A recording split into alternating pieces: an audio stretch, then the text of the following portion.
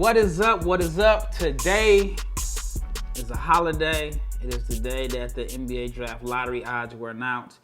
For me, I'm a NBA draft junkie, no pun intended. This is one of my favorite days of the year. And let's just get right into it. The Detroit Pistons will be selecting number 1. This is a no-brainer if I'm Cade Cunningham. I'm already in Detroit. I'm looking for houses. I'm looking for a place to live. I'm scouting out the city because you know you're going to Detroit. I do not see anything happen. I don't see a trade happening. I don't see another player ended up being selected over him. I think this is a no-brainer pick. And with Detroit, you have to feel good. I remember last year during free agency, I questioned a lot of the moves that the front office made. It seemed like they signed like a bunch of centers, and you know there was a lot of people that wondered why Jeremy Grant was getting paid so much money. They drafted Killian Hayes did not have the rookie year that I expected him to have. I know I was really high on him last year coming into the draft. I know some of it had to do with injuries. He missed a big chunk of the season with an injured hip, but when he played, especially before the injury, he did not look good.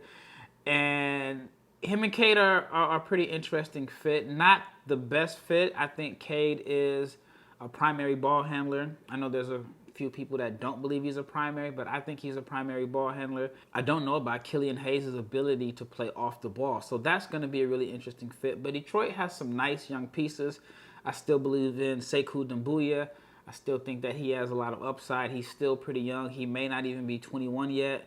You have Saddiq Bey, who, if you remember from last year, I was a big Saddiq Bey fan. I wanted Portland to draft him. Saddiq Bey ended up being our rookie. Then you got Isaiah Stewart, who I just heard about his nickname Beef Stew, which is one of the funniest nicknames I've heard, but it fits. Isaiah Stewart was also our rookie. He lived up to the hype that a lot of people thought he would have coming into his freshman year at Washington. So if you're Detroit, overall, you got to feel like you have some nice young pieces to build around. So you got Killian Hayes, you got Cade Cunningham, you got Sekou Doumbouya, you have Jeremy Grant, who's not necessarily a young piece, but he's definitely an asset that they can move if they want to go all-out youth movement. And then you got Bey and you got Isaiah Stewart. So, again, from Detroit, this is a no-brainer pick. I doubt if they overthink it. You can start ordering your Cade Cunningham jerseys now, Detroit Pistons fans, because this is probably one of the easiest picks in recent memory. At number 2, it's not as clear-cut to me as it is for others. I actually kind of struggle with this pick. I still think Houston is going to select Evan Mobley. Evan Mobley and Christian Wood would be an interesting interesting front court.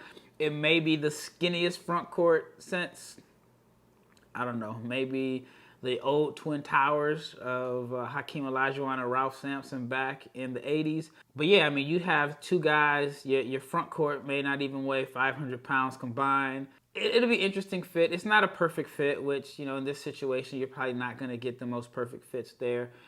I personally would take a long, hard look at Jalen Suggs.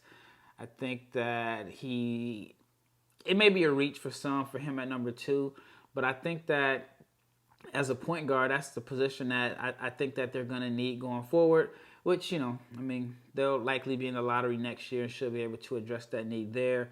The John Wall experience should be coming to an end. I don't know how they move him. I don't know what they can get for him. He has a lot of money, left on his contract. But overall, I still think they should take a long, hard look at Jalen Suggs. They could also take a long look at Jalen Green. I think Jalen Green and Kevin Porter Jr. are similar. And I talked to Jackson Gatlin, who runs the Locked on Rockets podcast, and he had mentioned that the Rockets have given the ball to Kevin Porter Jr., and he is, I guess they're a playmaker. They're going to play him in a role similar to how they use Harden. I like it. It makes sense. And I'm a big Kevin Porter Jr. guy. I think talent-wise, he is off the charts. If you remember last summer, I used to make the comparison. What's the difference, just skill for skill, talent for talent, between Kevin Porter Jr. and Anthony Edwards? I felt like there's not much of a gap. The difference was obviously the intel.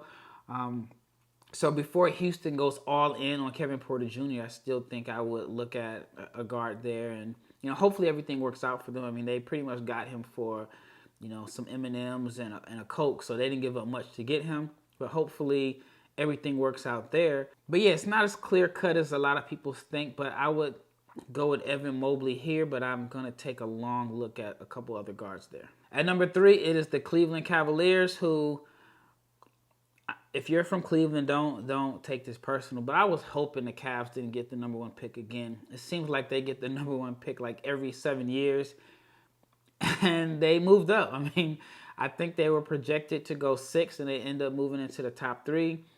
If I'm Cleveland here, I'm going to take Jalen Green, and now you get into the situation of what do you do with Colin Sexton? Are you going to try to play Garland, Green, and Sexton together? And then what do you do with Okoro? A lot of people feel like Colin Sexton is best suited to be a 6-man. It would be interesting if that's the route that they go, if he accepts it. It's, again, this is not an easy fit because Sexton put up numbers this year. He was efficient. Sexton shot a respectable around 37% from 3. So yeah, you get into a situation to where if it's the right move to move Sexton to the bench, you got to hope that he accepts it. Not saying that, he may have a hard time accepting it, but he hasn't been paid yet. He hasn't got his big contract. And a lot of times with young guys, it's kind of hard for them to accept the role coming off the bench, especially if the team is not really good.